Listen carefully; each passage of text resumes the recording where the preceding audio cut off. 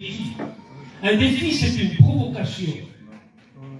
Un défi, c'est en quelque sorte lorsque quelqu'un vient vers vous avec une certaine agressivité et vous provoque pour vous combattre.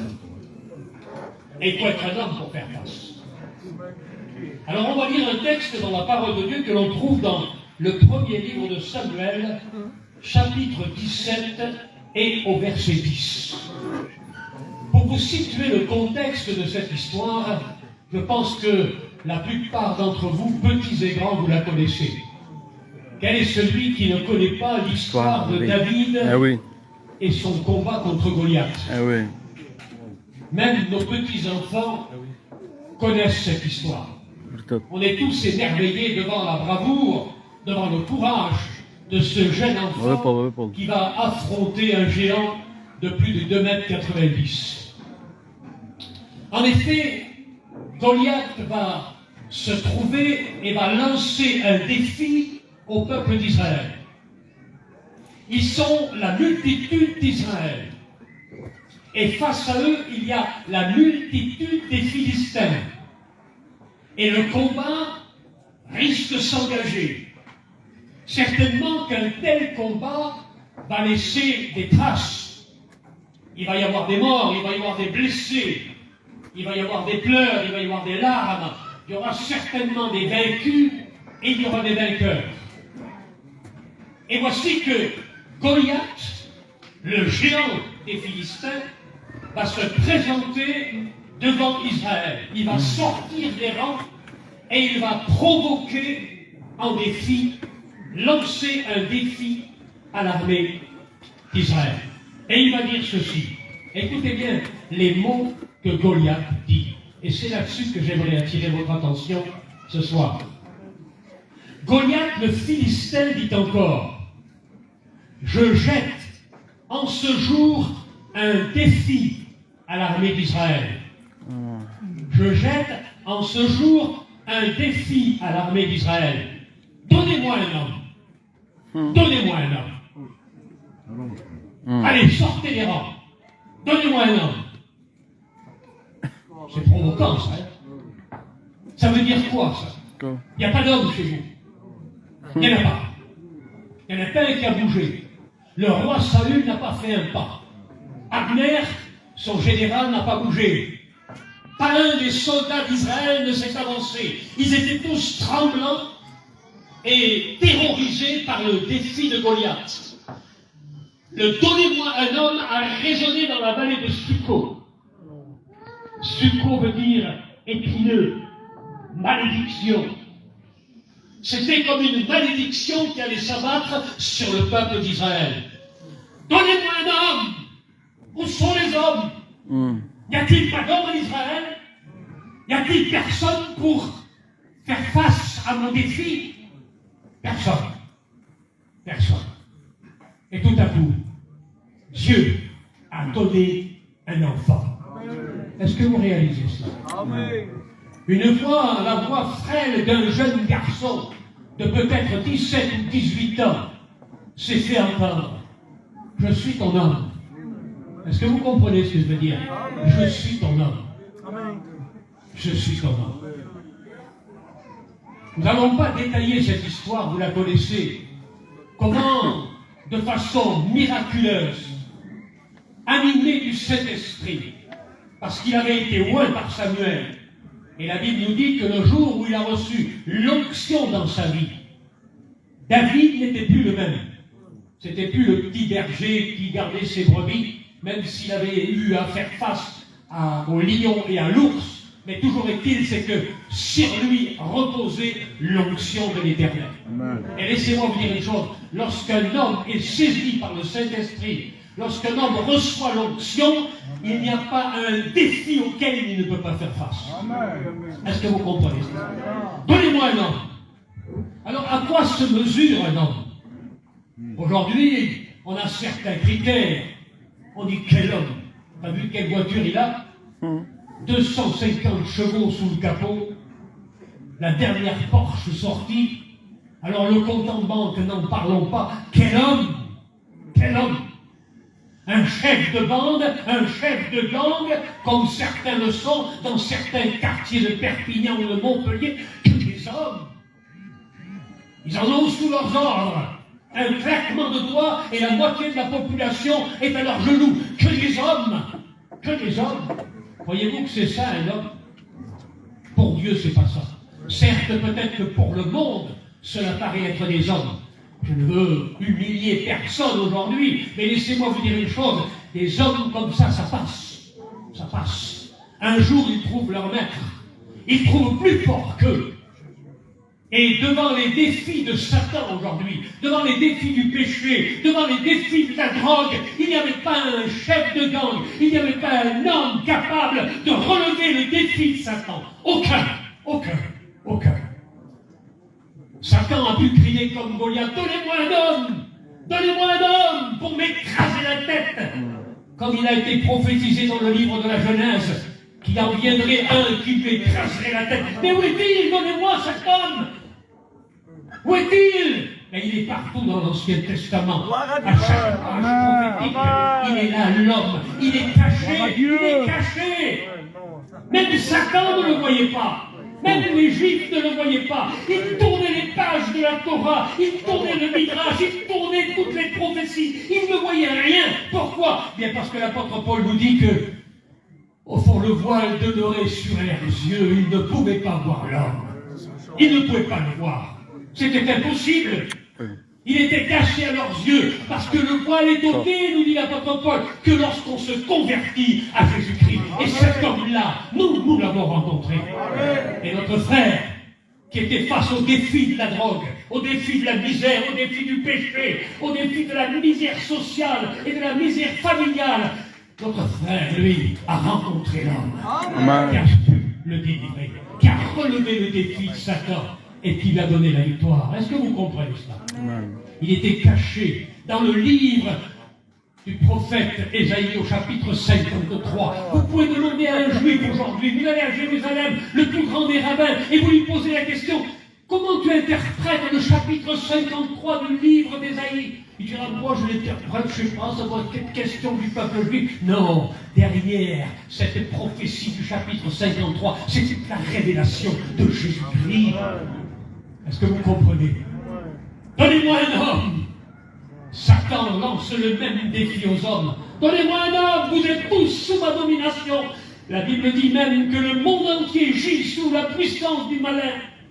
Le monde entier était comme Israël, qui tremblait de peur devant le Philistin et devant l'armée des Philistins. Est-ce que vous comprenez cela? Donnez-moi un homme, donnez-moi un homme. Il a donné un enfant.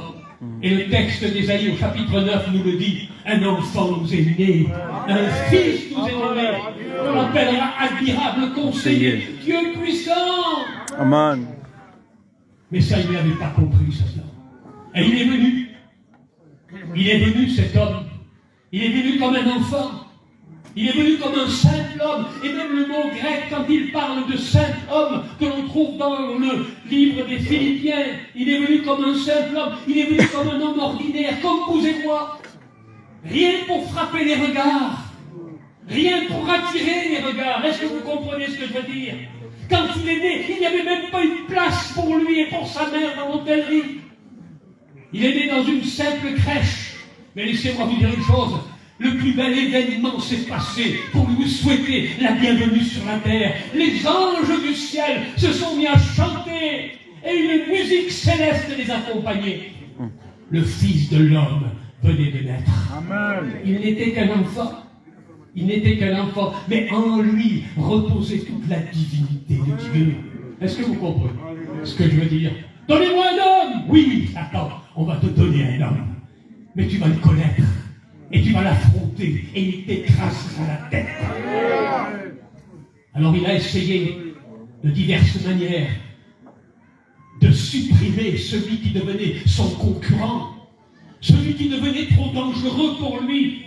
Jésus, l'enfant, devenait dangereux pour Satan. Un enfant, un bébé qui venait de naître, devenait dangereux pour Satan. C'est pourquoi il a inspiré dans le cœur d'Hérode, qui avait peur de lui, parce qu'il avait été annoncé par les mages.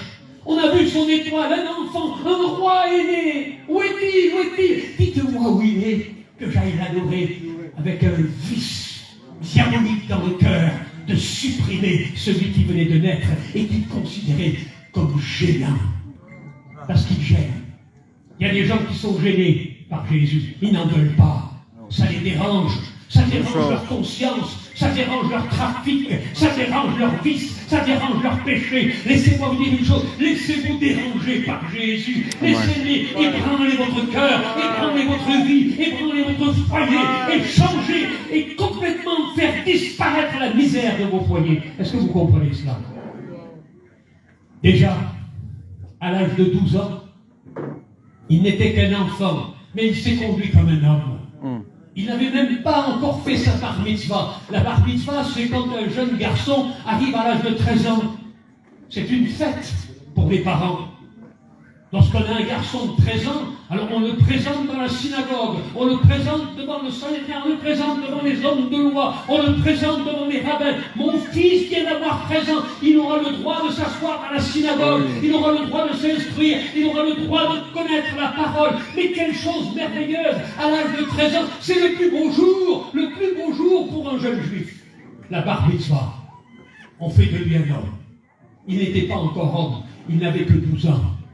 Et quand il s'est présenté dans le temple et qu'il a discuté à l'âge de 12 ans sur les textes de la Torah, sur les prophéties de la Bible, ces hommes-là, ces grands rabbins qui avaient étudié toute leur vie, qui avaient étudié le Midrash, qui avaient étudié la Torah, qui s'étaient penchés dessus, il avait écrit en long et en large, il avait approfondi, écouté les plus grands rabbins de leur époque, ils ont été subjugués. Mais comment connaît-il les Écritures? Mais pourquoi ne connaîtrait-il pas les Écritures? N'est-il pas la parole vivante? N'est-il pas la parole vivante? La parole faite chair. Mais devant vous, rabbin, vous avez là ce garçon de 12 ans, il est la parole faite chair. Vous ne pourrez jamais le contredire, vous ne pourrez jamais discuter avec lui. Il aura toujours raison, parce que la parole a raison. Est-ce que vous comprenez ça?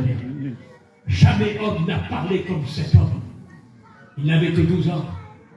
Et puis il est rentré dans le silence de la vie, jusqu'à l'âge de 30 ans. Jusqu'au jour où il a été présenté aux hommes, jusqu'au jour où il est passé par les eaux du baptême, comme nous. Alors si toi tu ne veux pas te faire baptiser, tu es plus grand que Jésus, parce que Jésus, lui, a accepté de se faire baptiser. Il y a des gens comme ça qui disent, moi, ne me baptisez jamais. Je veux bien être chrétien, mais me baptiser. Non. Qu'est-ce qu'ils vont dire les gens? Qu'est-ce qu'ils vont dire les copains? Laissez-moi vous dire une chose. Imite Jésus, jusque dans l'eau du baptême. Fais ce qui est nécessaire. Fais ce qui est droit. Fais ce qui doit être fait. C'est un acte d'obéissance qui accompagne toute l'humilité de ton cœur pour prouver que véritablement tu veux suivre Jésus. Et lorsque Jean-Baptiste l'a vu venir, il a eu un mot. Il a eu un mot simple. Voici l'agneau de Dieu. Voici l'homme. Il est homme et il est l'agneau de Dieu. Voici l'homme. Voici l'agneau de Dieu qui ôte le péché du monde. Là, c'était inscrit, c'était écrit, c'était prophétisé en plein jour, en présentant celui qui allait ôter le péché du monde. Jésus. Satan s'est mis à trembler. Alors il a tout fait pour essayer de le séduire. Alors que Jésus va jeûner pendant 40 jours et 40 nuits dans le désert, la Bible nous dit que furtivement, Satan, le Goliath de ce monde, celui qui te terrorise, celui qui te tient lié, celui qui t'enchaîne dans la drogue, dans l'alcool, dans la misère, dans le mensonge, dans la prostitution, au respect de le droit, dans tous les plus grands vices de la terre, celui qui te tient lié là, il s'est dit, c'en est fini pour moi. Et il a essayé d'intimider Jésus en se servant de la parole. En se servant de la parole de Dieu. Savez-vous que le diable se sert de la parole comme des fausses vérités? Des fausses vérités. Vous pouvez vous servir de la parole comme des fausses vérités, c'est-à-dire qu'en vérité, en tordant le sens de la parole, ou en ne voulant pas dire ce que la parole dit comme elle doit le dire, eh bien vous êtes en train d'annoncer des fausses vérités. Il se sert de la parole. Il dit, saute du toit du temple, vas-y, saute. N'est-il pas écrit que des anges viendront pour te recevoir pour que ton pied ne heurte pas sur une pierre? Bien sûr, mais c'est biblique ce que dit Satan. Mais c'est une fausse vérité. Parce qu'il l'a fait pour tenter Jésus. Et Jésus a dit non, tu ne tenteras pas le Seigneur ton Dieu. Est-ce que vous comprenez ce ça? Le diable se sert quelquefois de fausses vérités. Méfiez-vous des illusions diaboliques et de la fausse vérité de certains qui prêchent un évangile frelaté, un évangile tordu, un évangile qui a perdu sa force et sa vérité. Méfiez-vous de cela. Nous, c'est la parole et rien que la parole. Nous voulons rester fermes sur la parole et ne pas nous laisser influencer par quelques doctrines venues de je ne sais où et de je ne sais quel Atlantique ou quel pays au loin. Non, nous voulons rester sur la parole. Il n'y a pas de mode. Je me rappelle, il y a quelques temps de ça, je prêchais l'évangile dans une église. C'était une rencontre importante. Il y avait plusieurs églises réunies ce jour-là. Et à la fin de la prédication, un frère est venu me voir. Il m'a dit, René, c'est formidable, hein? Tu prêches exactement comme au début de la Pentecôte. Ah bon? Oui, dans les années 50. Et il dit, je me rappelle, moi, dans les années 50, dans les années 60, quand on visitait les églises de Pentecôte, mais il y avait des pasteurs qui prêchaient, et mais tu prêches comme ça, tu prêches pareil. J'ai dit, ça me fait mal au cœur. Comment ça fait mal au cœur? Oui, ça me fait mal au cœur. Non pas que j'aurais voulu avoir un évangile moderne, mais je lui dis, c'est dommage que je ne prêche pas comme la Pentecôte d'il y a 2000 ans, lorsque Pierre a commencé à prêcher pour la première fois à Jérusalem. Ça m'aurait fait plaisir. Qu'ils me disent, tu prêches comme il y a 2000 ans, lorsque Pierre a commencé à ouvrir la bouche pour la première fois pour annoncer l'évangile. Est-ce que vous comprenez ce que je veux dire? Oui, oui. Voici l'homme. Et laissez-moi vous dire une chose. Quand Jésus a été arrêté, pour qu'on le reconnaisse, Judas s'est approché de lui, nous dit la parole de Dieu dans l'évangile de Jean, et pour qu'on le reconnaisse, pour désigner qui était l'homme, alors il s'est approché de lui, il l'a embrassé. Voici l'homme. Dans la trahison, voici l'homme. C'est lui que vous cherchez. Est-ce que vous comprenez ce que je veux dire? Mais là où il y a quelque chose d'extraordinaire, c'est que quelques heures après, lorsque Jésus est présenté à Pilate, après avoir été flagellé, après avoir été couronné d'épines, après avoir subi tous les ignominies et toutes les humiliations que les hommes peuvent faire, après avoir été flagellé, on lui a arraché la barbe, on lui a craché au visage, il était défiguré, il ne ressemblait plus à un homme dont on détourne le visage, nous dit même Ésaïe. Et laissez-moi vous dire une chose, Pilate l'a présenté, et savez-vous ce qu'il a dit? Il a dit « ecce homo » en latin, puisque Pilate parlait le romain, il parlait le latin. Et ecce homo, ça veut dire voici l'homme. Voici l'homme. Voici l'homme. Celui qu'on attendait depuis des milliers d'années. Celui qui avait fait la provocation. Ce n'était pas Ésaïe qu'on attendait. Ce n'était pas Élie. Ce n'était pas Élisée. Ce n'était même pas Moïse ou Abraham. C'était lui. Et ce jour-là, en quelque sorte, Pilate a accompli la prophétie qui désignait l'homme qui écraserait la tête du diable, la tête de Satan, et qui remporterait la victoire sur le péché. Voici l'homme. Est-ce que vous comprenez ça? Voici l'homme. Voici l'homme, il est là, crucifié, les mains percées, le côté percé, il est en train d'agoniser. Voici l'homme qui est encore capable de pardonner. Voici, il faut être un homme pour pardonner. Il faut être un homme. J'ai écouté des témoignages d'hommes qui ont eu des violences, qui ont été jusqu'à souffrir des meurtres et des choses terribles dans leur famille, et qui, quand ils se sont convertis, ils ont été capables de pardonner même leurs ennemis. Il faut être un homme pour le faire. Il faut être plus grand qu'un homme. Est-ce que vous comprenez? Il faut avoir l'esprit de Dieu en soi pour être capable de le faire. Il faut avoir la compassion, l'amour de Dieu, avoir été transformé, changé, avoir reçu les sentiments qui étaient en Jésus-Christ. C'est ça l'homme. C'est ça l'homme. Dieu cherche des hommes aujourd'hui, des hommes qui ont les sentiments de Jésus-Christ, qui comme Étienne, le premier martyr de la Bible, le premier témoin, qui témoigne devant le Sanhédrin, qui parle de la puissance de Dieu, de l'amour de Dieu, qui parle des prophéties qui concernent Jésus, et il va se trouver devant une horde de démons, de rabbins qui ne veulent rien entendre et rien savoir, et il va être lapidé, mis à mort. Et alors qu'il est en quelque sorte écrasé sous les pierres qu'on lui jette, il lève ses regards vers Jésus. Et savez-vous ce qu'il dit? Père, Père, pardonne-leur. Pardonne-leur. Père, ne leur impute pas ce péché. Est-ce que vous comprenez cela? Ne leur impute pas ce péché. Il voit le ciel s'ouvrir, et que voit-il? Il voit l'homme le grand, le puissant, celui qui a donné sa vie pour lui. Il le voit à la droite du Père, et il intercède pour lui. Est-ce que vous comprenez? Il est prêt à le recevoir. Jésus se lève pour recevoir les martyrs. Jésus se lève pour recevoir les fidèles. Il restera assis au moment du jugement, mais il se lève pour recevoir ceux qui s'en vont dans la gloire et qui ont été fidèles jusqu'au bout. Est-ce que vous comprenez ça? Il est là, l'homme Jésus.